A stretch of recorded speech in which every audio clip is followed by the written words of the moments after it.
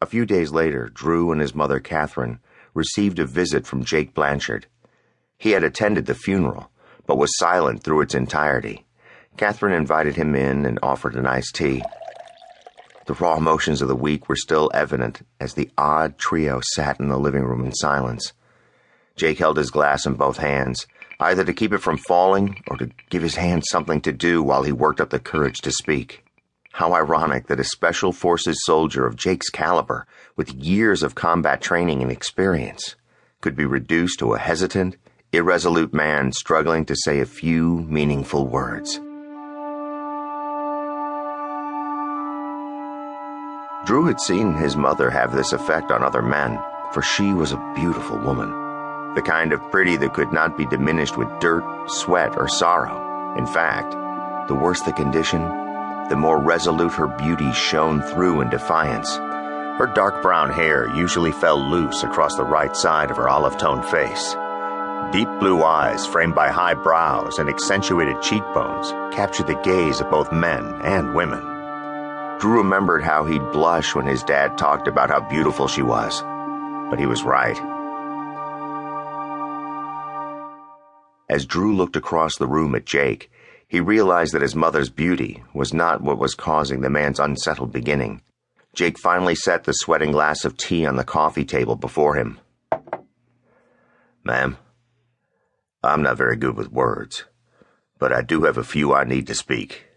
Jake dropped his gaze to the untouched tea and the ice still circling to find a resting place. His left hand massaged his right as he continued. He glanced at Drew and then back at Catherine. "Ryan and I were on a lot of missions together. We became good friends. In fact, he was the best friend I ever had." He stopped and swallowed hard. Catherine teared up. "He wrote of you, Jake." She spoke with a sweet compassion. "I know Ryan considered you the same." "What I'm sure he didn't tell you was that he saved my life in Iraq.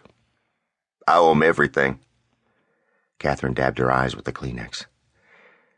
Jake reached into his shirt pocket and removed a folded piece of paper.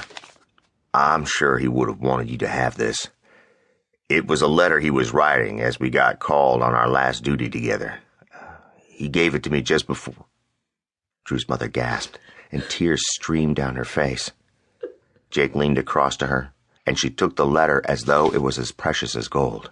She looked at Jake and mouthed the words, "Thank you." Jake turned to Drew. "And this is for you." He held out his father's Army Special Forces pin and green beret. "I know he would have wanted you to have these. He was very proud of you." Drew held the pin in one hand and the beret in the other. Despite all the pain that came flooding back, these things helped. They were one more connection to his dad. Drew sniffed. "Thank you, sir." Jake smiled through wet eyes and nodded. He took a deep breath, as if to prep for a mission. "I don't mean to make this difficult, ma'am, but I need you to know one more thing before I leave. I was with Ryan at the end, and he asked me to make sure that you and Drew were taken care of." "You've done that for us today. We will be all right." Jake shook his head. "I promised him, ma'am, and I intend on keeping that promise." He leaned forward and handed Catherine another paper. "This is my address and phone number. I'll be stationed here in Fort Bragg for the next 6 months. No matter where you are, if you need anything, call me, and I will be there for you and your son." Catherine took the paper. "Thank you. That means a lot, Jake."